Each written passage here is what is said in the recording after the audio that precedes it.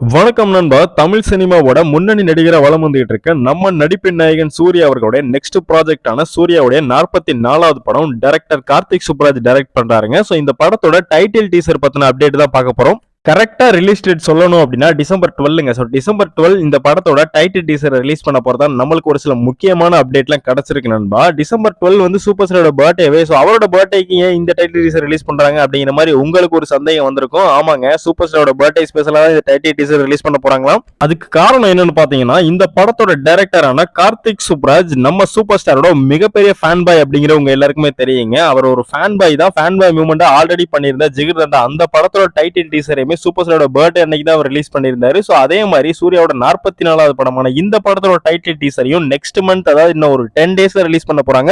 இது போக இந்த படத்தோட ரிலீஸ் டேட் பத்தியும் நமக்கு ஒரு சில அப்டேட்லாம் கிடைச்சிருக்கா. இந்த படத்தை மார்ச் 10 ரிலீஸ் பண்ண போறதா நம்மளுக்கு சில நியூஸ் எல்லாம் கிடைச்சிருக்கு. அதே மார்ச் 10க்கு பாத்தீங்கன்னா நம்ம தனுஷ் அவர்களுடைய இட்லி கடை படமும் வருதுங்க. நம்ம அஜித் சார் அவர்களுடைய குட் பேட் அக்லி அந்த படமும் அந்த டேட்ல தான் ரிலீஸ் ஆக போகுது அப்படிங்கிற மாதிரி ஒரு நியூஸ் ஸ்ப்ரெட் ஆயிட்டு இருக்கு. ஸோ யார் வந்தாலும் சரி சூர்யா சார் அந்த டேட்டை கண்டிப்பா ரிலீஸ் பண்ணுவாரு.